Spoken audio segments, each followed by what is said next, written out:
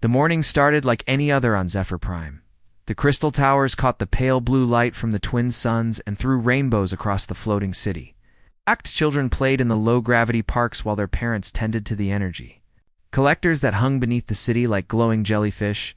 Nobody expected the sky to turn black with death.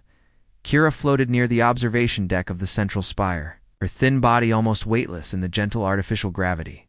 Her large eyes watched the gas giant's storms swirl far below. The same storms that had powered her people's civilization for 3,000 years. The Zephyrians had built their cities to dance with the winds, never fighting nature but flowing. With it, Kira, "Come see this," called her friend Zeth from the communication center.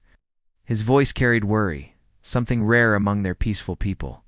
"The outer colonies have gone silent." She drifted over to the glowing displays where Zeth worked as a communications officer. His transparent skin showed the nervous patterns of blue and green that meant fear.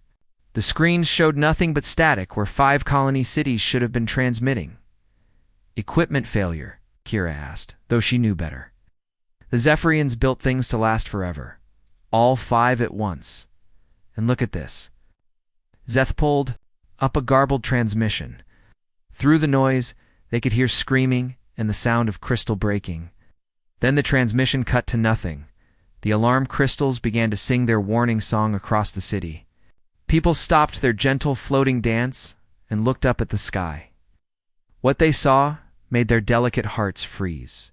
Ships descended through the atmosphere like black rain. Not the smooth, curved vessels that Zephyrians built, but ugly things, made of sharp angles and dark metal. Ow. They moved wrong, jerking and spinning in ways that hurt to watch. "What are they?" someone whispered. They got their answer when the first ship opened its belly and vomited out smaller craft. These flew straight at the crystal towers, not slowing down, not trying to communicate. They hit the beautiful structures and began to tear them apart with mechanical claws. Elder Voss appeared on every screen in the city, his ancient face showing patterns of deep fear. All citizens moved to the evacuation centers. "We are under attack by unknown forces. They do not respond to our attempts at peaceful contact." Kira grabbed Zeth's arm, feeling how thin it was, how fragile. They were all fragile. The Zephyrians had never needed to be strong. Their world was gentle, their enemies few. The biggest danger most of them had ever faced was a broken gravity generator. They floated quickly through the corridors as the city shook around them. Through the crystal walls, Kira could see the attackers at work. They were insects, but wrong insects. It's too big, too mechanical, with metal parts mixed into their bodies. They moved with purpose, cutting through everything like it was made of. "Paper, the defense grid," Zeth said, pointing to where their city's energy weapons were trying to fight back. The beautiful beams of light that could redirect storms and power their civilization struck the insect ships and did nothing. The attackers' armor absorbed the energy and kept coming. In the evacuation center, hundreds of Zephyrians huddled together. Their bodies were built for floating in low gravity, not for running or fighting. Children cried in frequencies that made the crystal walls ring. Adults wrapped their forearms around their families and tried to comfort them. Elder Voss floated at the center of the group, his old voice shaking. "I have sent messages to all the great powers of the galaxy, the Altarian Empire, the Ursoid Confederation, the Trade Federation. Surely someone will come to help us." But as the hours passed and the city shook with explosions, no help came. The responses that did arrive were all the same: too far away, too dangerous. "Not our problem," Kira watched through a viewing port as the insect creatures loaded Zephyrian prisoners onto their ships. Her people were being taken away, but for what purpose, she could not guess. Some of the insects were different, bigger, with more mechanical parts. These seemed to be in charge of the others. "They're harvesting," whispered Dr. Now, the city's chief scientist. His blue skin had turned almost white with terror. "Look at how they work. They take our people, they strip our technology, they consume our resources. This is not war. This is farming."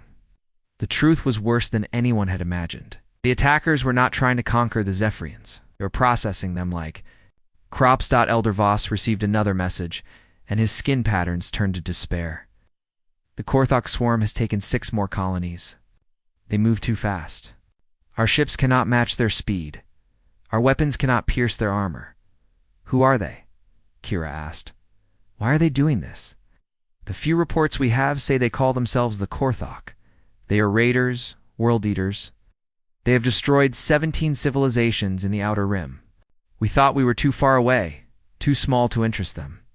Voss's voice broke. We were wrong. Through the floor they could feel the vibrations as the Korthok tore apart the energy collectors beneath the city. Without them, the city would fall from the sky into the crushing depths of the gas giant's atmosphere. Szeth was still working at his communication station, sending out desperate messages to anyone who would listen. Please, he broadcast on all frequencies. This is Zephyr Prime calling for immediate assistance. We are under attack by the Korthok swarm. Our defenses have failed. We offer our most advanced energy technology to anyone who will help us. The response was silence. The great civilizations of the galaxy had already written off the Outer Rim as lost. Then something changed. Zeph's equipment picked up a new signal, weak but getting stronger. It was coming from somewhere far away from a part of the galaxy that most civilized species ignored. Elder Voss, Szeth called out, his patterns showing confusion mixed with hope. I am receiving a response to our distress call. From whom? Voss asked, floating over quickly. The signal is identifying itself as coming from a species called humans. From a world called Earth. They say they are sending military assistance. Dr. Now looked up from his calculations of the city's failing power systems. Humans. I have never heard of them. Are they one of the great powers, Szeth? Studied his readings? No, sir.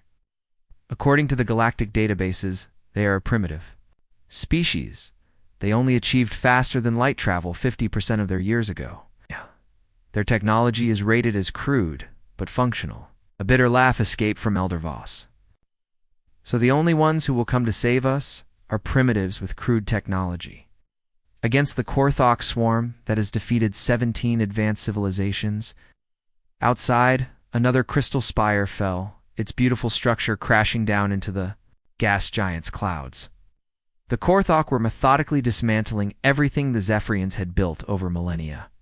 Kira felt her hope dying as she watched her world being destroyed. But then she remembered something her grandmother had once told her. Sometimes, the old female had said, the storm that looks the smallest can blow down the biggest trees. Maybe these humans would surprise everyone. Maybe being primitive meant something different than being weak. Or maybe they would all die together.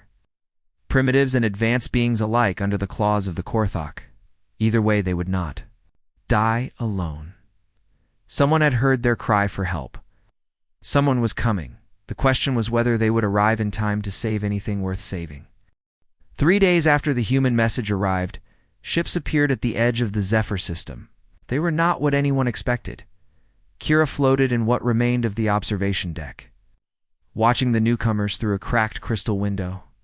The human fleet looked nothing like the elegant vessels she was used to seeing. Where Zephyrian ships curved and flowed like living things, these were all sharp angles and hard edges. They bristled with weapons that stuck out like thorns from a plant. They look angry, Szeth whispered beside her. His communication equipment was damaged, but still working. Even their ships look angry. Elder Voss studied the tactical displays with growing confusion. 67 vessels, all military. No science ships, no diplomatic craft, no supply vessels. They brought nothing but weapons. Dr. Nell examined the human ship designs with his scientific eye. Crude construction. Heavy armor plating. Those weapon systems appear to be projectile-based rather than energy weapons. Very primitive. Primitive as they looked, the human ships moved with purpose. They formed into groups that made no sense to Zephyrian military thinking. Instead of creating a defensive line, they spread out in patterns that looked almost random. The Korthok noticed the newcomers too. A swarm of insect ships broke away from their harvest operations and moved to intercept the human fleet.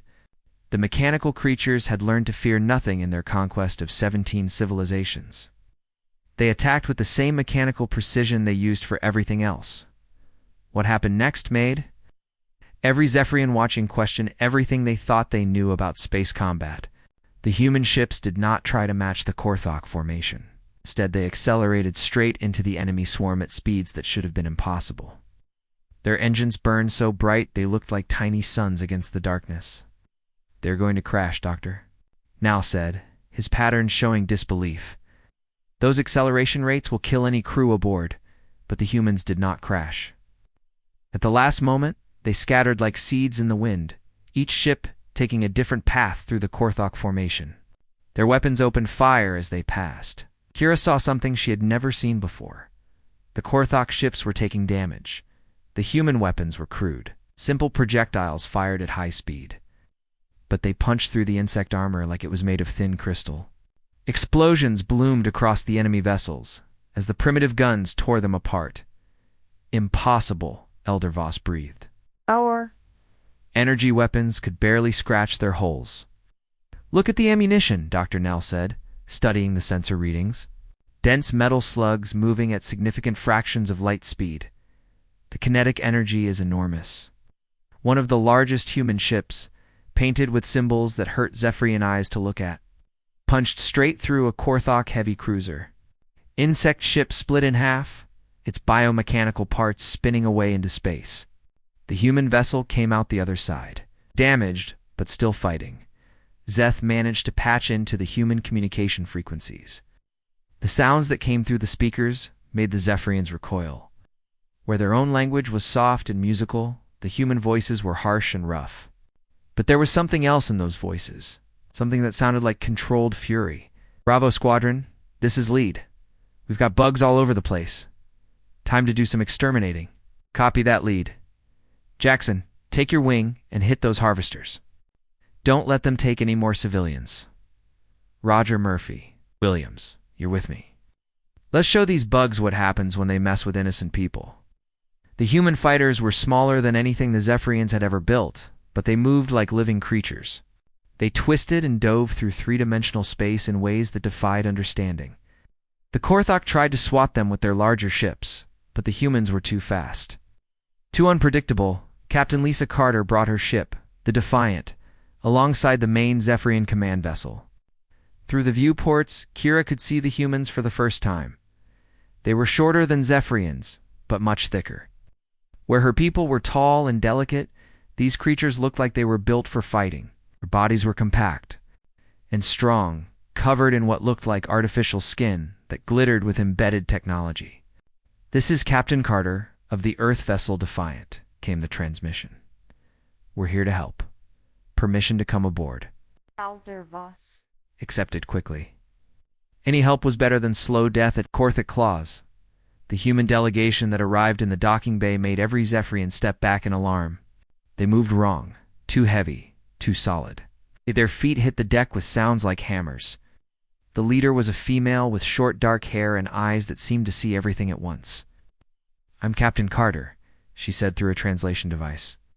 "This is Major Brooks and Lieutenant Commander Sullivan. We received your distress call." Elder Voss floated forward, trying to appear dignified despite the circumstances. "I'm Elder Voss of the Zephyrian High Council. We are grateful for your response, but I must warn you. The Korthok have defeated every military force sent against them. Your ships, while impressive, appear to be significantly outgunned." Major Brooks grinned, showing teeth that looked designed for tearing things apart. "Elder, with respect, you've been fighting these bugs the wrong way. You've been trying to match their technology, their tactics. That's not how humans do things." "Then how do you do things?" Kira asked, unable to stay quiet. The human turned to look at her, and she felt a chill run through her delicate body. His eyes held something she had never seen before in any civilized being. Not cruelty, but a kind of controlled violence that suggested he had seen terrible things and done terrible things in return. "Miss, where we come from, everything tries to kill you. The weather, the animals, the plants, sometimes even the ground under your feet. We've been fighting for survival since before we could make fire. These Korthok might be tough, but they've never faced anything that evolved on a world where being peaceful gets you eaten." Captain Carter activated a portable display showing the tactical situation. "Your people have been trying to fight ship-to-ship battles in open space. That plays to the Korthok's strengths. They're bigger, tougher, and have better energy shields than anything we've seen. Then how do you propose to defeat them? Dr. Nell asked. We don't fight their ships, Lieutenant Commander Sullivan said. We fight them. The humans explained their plan in words that made the Zephyrians' delicate stomachs turn. They were going to board the Korthok vessels. Not dock with them, not negotiate entry. They were going to break holes in the hulls and fight their way inside to kill the crews. That is madness, Elder Voss said. The Korthok are 7 feet tall with natural weapons and armor. They are killing machines. So are we, Major Brooks replied simply. The difference is, we're better at it. Outside the ship, the battle continued. Human vessels used tactics that seemed insane to Zephyrian observers. They rammed enemy ships using their own hulls as weapons. They maneuvered so close to Korthok vessels that their weapons could not miss. They fought like creatures that cared more about winning than surviving, and it was working. For the first time since the invasion began, Korthok ships were retreating. Your people fight like they have nothing to lose, Kira observed. Captain Carter looked at her with those unsettling human eyes. Miss, we have everything to lose. That's why we fight so hard. Every species the Korthok have destroyed had something beautiful, something worth saving. They destroyed it anyway. She gestured toward the window where Zephyr Prime's crystal towers still gleamed despite the damage. We won't let that happen here. Major Brooks was studying the layout of the remaining Korthok fleet on his personal display. Captain, I've identified their command ships. Big, ugly things in the center of their formation. If we can take those out, the rest of their force will lose coordination. Boarding action? Carter asked. Boarding action, Brooks confirmed. I'll need 50 Marines and a way to get them inside those ships. Consider it done, Carter said. Then she turned to Elder Voss. We're going to need you to evacuate your remaining people to the outer system. This is going to get messy. The Zephyrians prepared to flee their home. They watched the humans prepare for battle. The aliens moved with an efficiency that spoke of long practice. They checked weapons that looked like they could punch holes through starship hulls. They suited up in armor that made them look even more dangerous than they already were. They are not like us, Zeth said quietly. No, Kira agreed, watching a human soldier test the edge of a blade that gleamed with its own inner light. They are not like anyone. The question was whether that difference would be enough to save them all. Outside, the human fleet was forming, up for an attack that would either break the Korthok swarm or see the destruction of the only people who had been willing to answer a cry for help from the edge of nowhere. The Deathworlders were about to show the galaxy what they were made of. The assault began at dawn, ship time. Sergeant Amy Rodriguez felt the familiar weight of her combat armor as she checked her weapon one last time. Around her in the cramped boarding pod, 24 other Marines ran through their final preparations. The metal walls shook as their transport accelerated toward the largest Korthok hive ship. 60 seconds to impact, called the pilot over the CUM system. Hope you boys and girls brought your dancing shoes. Rodriguez grinned inside her helmet. She had been fighting things that wanted to kill her since she joined the Marines 15 years ago. Pirates, rebels, hostile aliens, and once a malfunctioning defense system that had nearly taken her head off. But this was different. This time they were fighting for people who could not fight for themselves. Listen up, she called to her squad. These bugs are 7 feet tall. Natural armor, multiple arms with blade weapons. They are strong, and they are fast. But they have never faced humans before. They do not know what we can do when we get angry. Private Danny Park, the youngest member of her squad, checked his grenade launcher nervously. Sarge, what if their armor is too thick for our weapons? Then we hit them harder, Rodriguez replied. Parker, you stick with explosive rounds. Chen, you take the plasma cutter and focus on their joints. Everyone else, aim for the gaps in their armor and keep moving. These bugs are used to fighting civilized species. We're going to show them what uncivilized looks like. The boarding pod hit the Korthok ship with the force of a meteor. The cutting charges detonated, blowing a hole 20 feet wide in the alien hull. Before the smoke cleared, the Marines were already moving. Rodriguez was first through the breach, her rifle already firing. The Korthok waiting for them were everything the reports had said, and worse. They looked like insects that had been crossed with machines, their natural chitin armor reinforced with metal plates. Their forearms ended in claws that could cut through steel.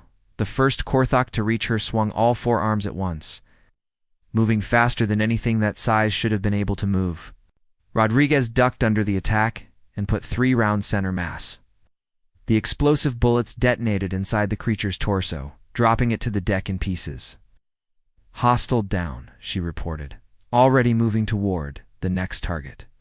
"Armor is tough, but not impossible. Keep hitting them and they will fall." Private Park followed his sergeant through a corridor lined with organic-looking technology. The walls pulsed like they were alive, and the air smelled like rotting meat mixed with machine oil. His first sight of a live Korthok almost made him freeze.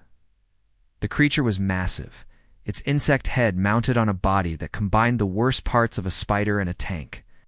When it saw the humans, it made a sound like metal being torn apart and charged. Park's training took over. He aimed his grenade launcher and fired 3 rounds in quick succession.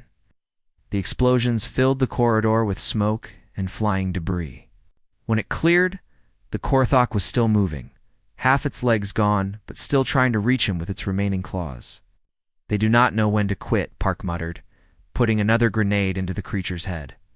Corporal Lisa Chen had found the ship's power core, a massive biomechanical thing that pulsed with its own light. Korthok technicians swarmed around it, trying to protect their ship's heart. Chen activated her plasma cutter and went to work. The Korthok had never faced weapons designed to cut through starship holes. Chen's plasma beam sliced through their armor like it was made of paper, but for every one she killed, 2 more appeared. Soon she was fighting a running battle through the ship's engineering section. "Rodriguez, this is Chen," she called over. Come. I am at the power core, but there are too many bugs. I need backup." "Negative, Chen. Hold your position. We are coming to you." The holding position was easier said than done. The Korthok were learning to adapt to human tactics, started using their numbers, trying to surround individual Marines and overwhelm them. Chen found herself backed against a wall, her plasma cutter overheating from constant use. A Korthok warrior, twice her size, raised all 4 claws to finish her. Chen closed her eyes and waited for death. The sound of an explosion echoed through the chamber. Chen opened her eyes to see Private Williams standing in the doorway, his heavy machine gun smoking in his hands. "Sorry I am late," Williams said. Stepping over the dead Korthok, traffic was murder, and while Rodriguez had reached the ship's command center, the Korthok officers inside were different from the warriors. Larger, with more mechanical parts grafted onto their bodies. They moved with the cold intelligence of creatures that had conquered worlds. The lead Korthok turned to face her, its mechanical eyes glowing red in the dim light. When it spoke, the translation device in Rodriguez's helmet turned its clicking sounds into words. "Human, you fight well for a primitive species, but you cannot stop the swarm. We have consumed 17 civilizations. We will consume yours as well," maybe Rodriguez said, raising her rifle, "but you will not be alive to see it." The battle in the command center was brutal. The Korthok officers were faster and stronger than their warriors, their mechanical enhancements giving them abilities no natural creature should have. One of them moved so quickly it seemed to teleport, appearing behind Rodriguez before she could react. She rolled aside as claws raked the air where her head had been. Her return fire caught the creature in the side, but its armor absorbed most of the impact. This was not going to be easy. "All Marines, this is Rodriguez. I need everything you have got at the command center. These bugs are tougher than the others." Her squad arrived like a storm of violence. Park's grenade shook the chamber. Chen's plasma cutter carved through mechanical armor. Williams' machine gun filled the air with deadly metal. But the Korthok officers were not going down easily. The lead Korthok grabbed Williams and lifted him off the ground with 2 of its arms while the other 2 prepared to tear him apart. Rodriguez had one chance. Activated her armor's jump. Jetson launched herself across the chamber, driving her combat knife deep into the creature's neck. The Korthok officer dropped Williams and spun to face her. Black blood poured from the wound, but it was still fighting. Rodriguez found herself face to face with something that should have been dead, its red eyes burning with mechanical hate. "You cannot kill what is already dead," it said. "Watch me," Rodriguez replied, and activated the explosive charge built into her knife's handle. The blast tore the Korthok's head from its shoulders. The body stood for a moment longer, then crashed to the deck like a falling tree. Around the ship, the other Marine squads were reporting similar success. The Korthok had never faced enemies who fought with such brutality. Warriors were used to terrifying their opponents into surrender, but humans did not surrender. When cornered, they became more dangerous, not less. Captain Carter monitored the boarding actions from her bridge. On her screens, she could see similar battles taking place across a dozen Korthok ships. The Marines were taking casualties, but they were winning. "Admiral Hayes, this is Carter. Boarding operations are proceeding. As planned, resistance is heavy, but manageable." "Understood, Captain. What is your assessment of enemy capabilities?" Carter watched as another Korthok ship went dark, its power core destroyed by her Marines. "They are tough, ma'am. It's tougher than anything we have faced before. But they fight like machines. A creativity, no adaptation. They are not used to enemies. Who can think on their feet?" On the Zephyrian command ship, Elder Voss watched the battle with growing amazement. The humans were actually winning. Ships that had seemed invincible were being destroyed from within by small groups of human soldiers. "How is this possible?" Dr. Nell asked. "The Korthok have defeated every military force sent against them." Kira studied the tactical displays. Beginning to understand, the other species tried to fight them in space, ship against ship. The humans are fighting them as individuals, soldier against soldier. "But the Korthok are so much larger and stronger," as Kira said quietly. "But the humans are meaner." As if to prove her point, another Korthok ship exploded from within. The humans had reached its ammunition storage and turned the ship's own weapons against it. Rodriguez's voice came over the communication system, reporting the capture of the command ship. Her squad had lost 3 Marines, but they had accomplished something no other species had managed. They had made the Korthok afraid. "This is Sergeant Rodriguez to all human forces.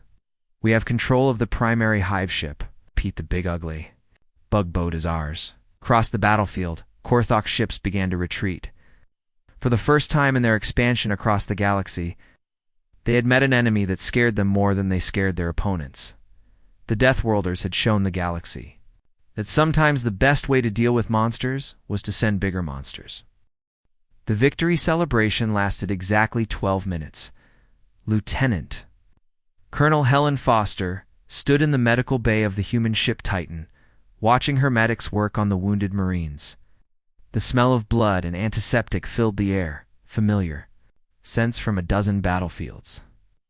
Private Kevin Turner lay on one table, his left arm gone from the elbow down, replaced by a Korthok claw that had cut through his armor like paper. "Doc says I can get a mechanical replacement," Turner told Foster. His voice surprisingly cheerful for someone who had just lost a limb. Might even be better than the original. More grip strength. Foster nodded, hiding her concern. Turner was 19 years old, barely out of training. This was his first real combat mission. The fact that he was joking about losing an arm showed either remarkable courage or dangerous shock. "Take your time healing up, Turner. We will need you back on your feet soon." "How soon, ma'am?" asked Corporal Linda Shaw from the next bed. She had taken Korthok claws to the chest, her armor cracked but holding. Because those bugs did not fight like they were giving their all, felt like they were holding back. Foster had noticed the same thing. The Korthok had fought hard, but not with the desperate fury of creatures fighting for their lives. It was more like they had been testing human capabilities, learning what the Deathworlders could do. "Captain Murphy wants to see you in the briefing room," said Sergeant Rodriguez, appearing in the doorway. Her armor was still stained with alien blood, her face showing the exhaustion that came after battle. "Says it is urgent." Foster followed Rodriguez through the ship's corridors. Round them, Marines cleaned weapons and counted ammunition. The mood should have been celebratory. They had done something impossible, defeating the Korthok in direct combat. But Foster could feel tension in the air, the kind that came before bad news. The briefing room was crowded with officers from across the human fleet. Admiral Patricia Hayes appeared on the main screen, her face grim. Captain Carter sat at the table, data tablets spread in front of her like battle plans. "People, we have a problem," Admiral Hayes began without ceremony. "Intelligence teams have finished analyzing the data from the captured Korthok ships. What we found changes everything." The main screen filled with star maps showing the outer rim of the galaxy. Red markers indicated Korthok attacks, spreading like a disease across dozens of systems. But it was the scale that made Foster's blood run cold. The force that attacked the Zephyrians was not an invasion fleet. Hayes continued. It was a scouting party. The main Korthok swarm numbers in the millions of ships. Captain Carter leaned forward. "How many millions, Admiral?" Computer estimates put their total fleet strength at between 8 and 12 million vessels. They had been building this armada for centuries, consuming entire civilizations to fuel their expansion. The room fell silent. Foster did the math in her head. The human fleet that had defeated the scouts numbered 67 ships. Even if they had performed perfectly, the odds were impossible. "Where is the main swarm now?" asked Colonel Martinez. From the destroyer Vengeance, Hayes highlighted a section of the star map. Here, approximately 6 months' travel time from the Galactic core, they are methodically stripping every system in their path, adding to their numbers with each conquest. Dr. Now's voice came through the communication link from the Zephyrian ship. The alien scientist had been studying Korthok technology since the battle ended. "Admiral Hayes, I have been analyzing their ship construction. They do not build new vessels. They convert captured ships into extensions of their swarm. Every species they defeat becomes part of their fleet." 17 civilizations, Rodriguez said quietly. 17 different ship designs, all turned against the galaxy. Foster studied the tactical projections. The Korthok advance was like a wave of destruction rolling toward the center of the galaxy. Every world in its path would be consumed, every species either destroyed or converted into servants of the swarm.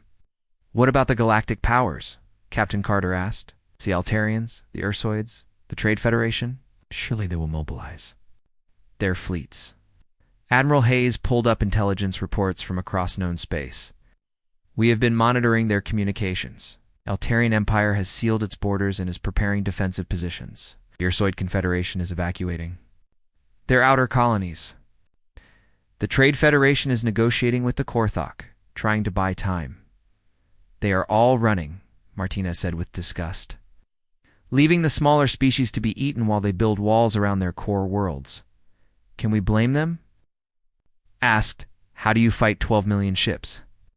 The question hung in the air like smoke. Foster had spent 20 years in the military, fighting battles that others said could not be won. But this was different. This was not about tactics or courage. This was about simple mathematics. 12 million enemy ships against a few thousand? "Defenders, there is something else," Admiral Hayes said. "The Korthok advance is not random. Our analysis shows they are following specific hyperspace routes, targeting systems with strategic value. They are not just consuming resources. They are cutting off the galactic powers from each other." Captain Carter understood immediately. They are dividing the galaxy, making it impossible for the major species to coordinate a defense. Exactly. And their next target puts them directly in the path of Earth. The words hit Foster like a physical blow. Earth. Home. 3 billion humans who had no idea that death was coming for them on insect wings. "How long do we have?" Rodriguez asked. 8 months. Maybe 10 if they encounter heavy resistance. But based on what we have seen, no one is putting up much of a fight. Foster looked around the room at the faces of her fellow officers.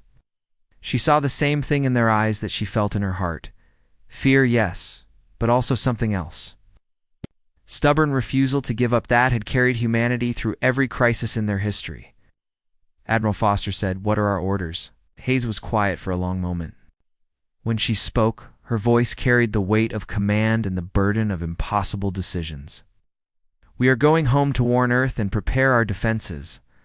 But first, We are going to do something that no one expects. We are going to hit the Korthok main swarm.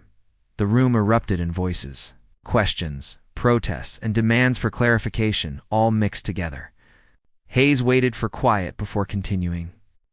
I know how it sounds, but consider this. The Korthok have been expanding for centuries without facing real resistance. They are overconfident, spread out across multiple systems.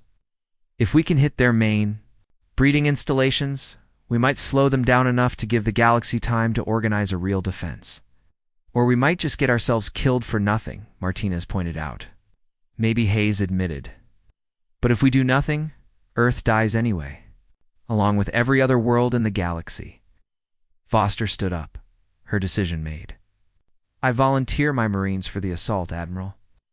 If we are going to hit them, we need to hit them hard. One by one, the other officers volunteered their ships and crews. Not because they thought they could win, but because someone had to try. Elder Voss appeared on the screen, his alien features showing patterns of deep sadness. Humans, my people, owe you our lives.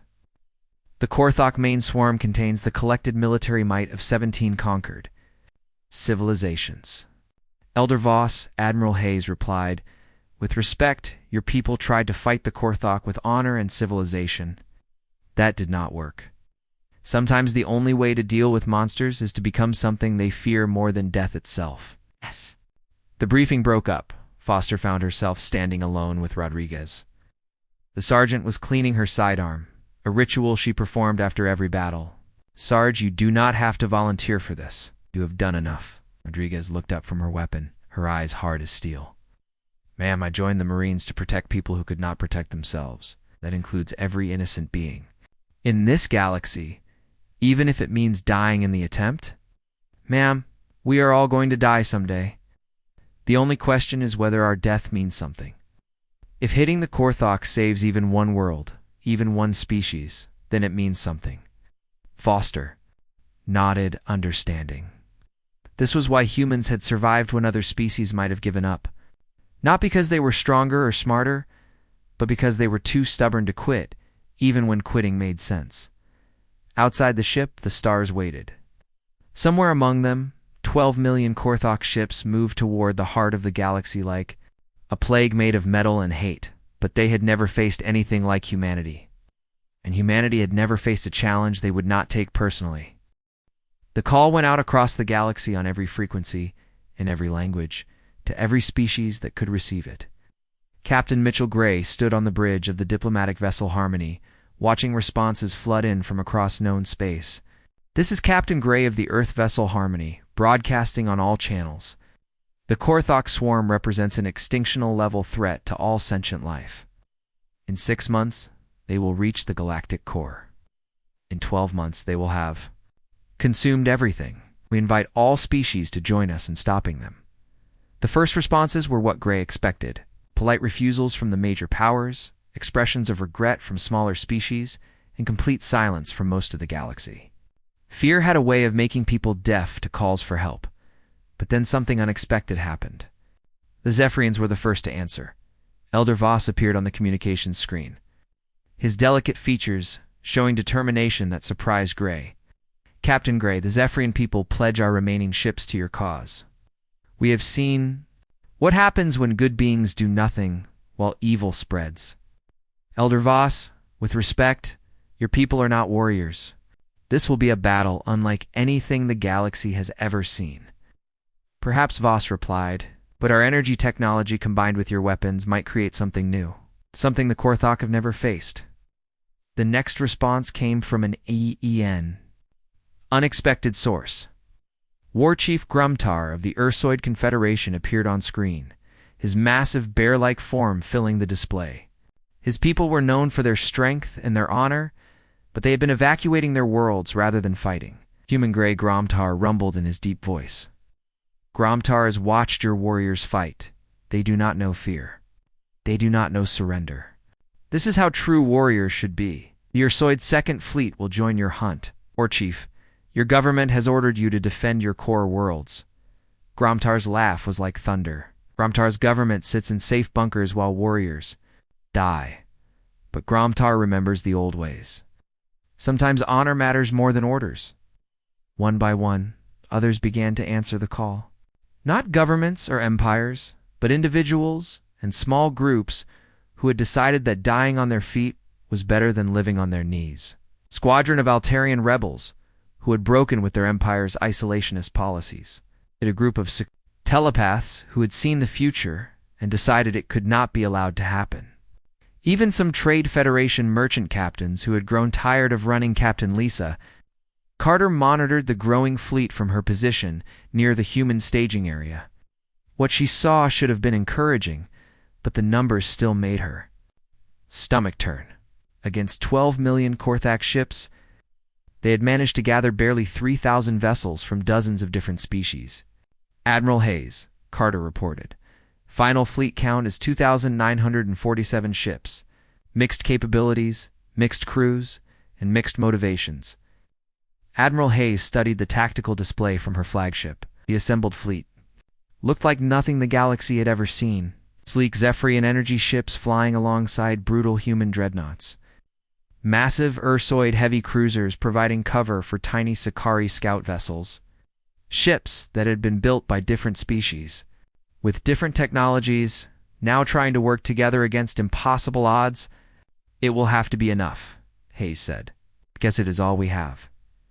The plan was simple in concept, insane in execution. Intelligence gathered from captured Korthok ships had revealed the location of their primary breeding worlds deep in the Nexus system. They could destroy the queen ships that controlled the swarm. The rest of the Korthok forces would lose coordination. The problem was getting there. The Nexus system was protected by the largest concentration of military force the galaxy had ever seen. Millions of ships arranged in defensive formations that stretched across multiple planets. It looks like trying to fight the entire galaxy at once, Lieutenant Commander Sullivan observed, studying the enemy positions. That is exactly what it is, Admiral Hayes replied. The Korthok have been collecting ships and technology from every species they have conquered. We are not just fighting insects. We are fighting the combined military might of 17 civilizations. The attack began with what military historians would later call the most desperate charge in galactic history.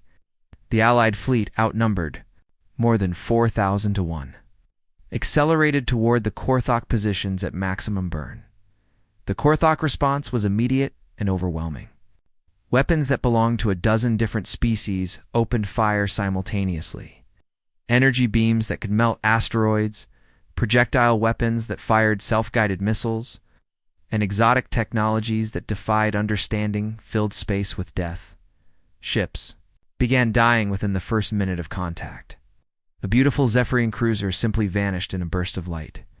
An Ursoid battleship broke apart under focused fire from what had once been Altarian energy cannons.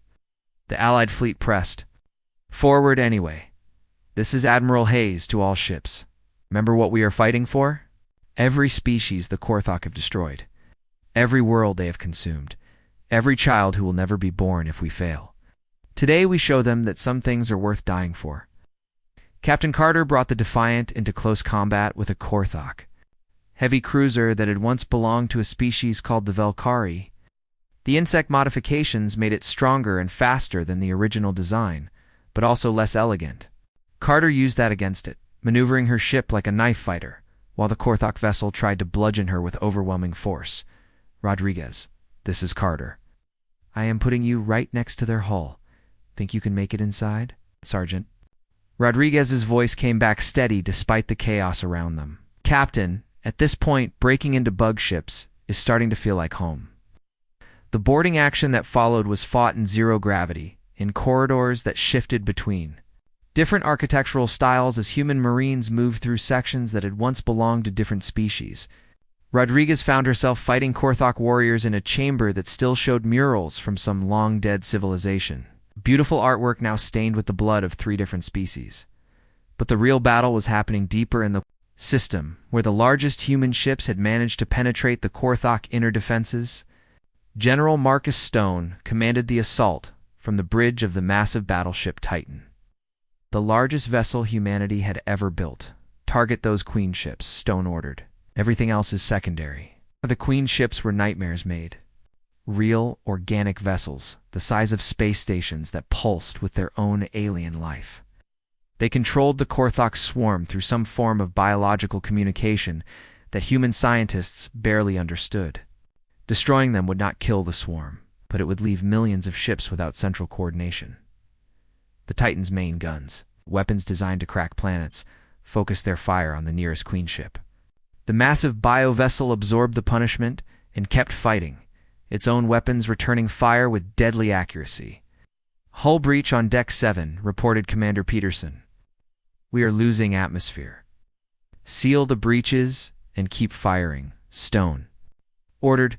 "We did not come this far to quit now." Around them, the battle reached its climax. Allied ships threw themselves at the Korthok defenses with the fury of creatures that had nothing left to lose. The Ursoids fought with the strength of berserkers. The Zephyrians used their energy manipulation to overload Korthok shields. Even the peaceful Sakari turned their mental abilities into weapons, driving enemy crews insane with telepathic attacks. But it was the humans who made the difference. When their ships were too damaged to fight, they rammed them into enemy vessels. Now their weapons ran out of ammunition, they used whatever they could find. When their armor failed, they kept fighting anyway. Sergeant Rodriguez found herself face to face with a Korthok queen, a creature the size of a building that commanded the ship she had just invaded. It spoke to her through translation devices, its voice carrying the weight of ancient hunger. "Human, you fight well for such a primitive species, but you cannot stop the inevitable. The swarm will consume all." Rodriguez looked up at the creature. "That represented everything wrong with the galaxy." "Maybe, but you will not be alive to see it happen." The explosion that followed when Rodriguez detonated every grenade on her belt was small compared to the scale of the battle around them. But it was enough. One queen ship went silent, then another. Then dozens more as human boarding parties did what they did best. The Korthok swarm began to lose cohesion. Ships that had moved with perfect coordination started to drift apart. The overwhelming tactical advantage that had made them unstoppable began to crumble.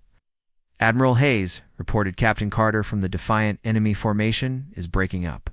"Repeat, the Korthok are losing formation. All ships, press the attack. Do not let them regroup." The final phase of the battle was more massacre than combat. Korthok ships, cut off from their commanding queens, fought as individuals rather than as a coordinated swarm. The Allied fleet, bloodied but still fighting, systematically hunted down the remaining enemy vessels. When the last Korthok ship went silent, Admiral Hayes found herself standing on a bridge filled with smoke and sparks, surrounded by crew members who looked like they had been through hell, because they had. "Casualty reports?" she requested quietly.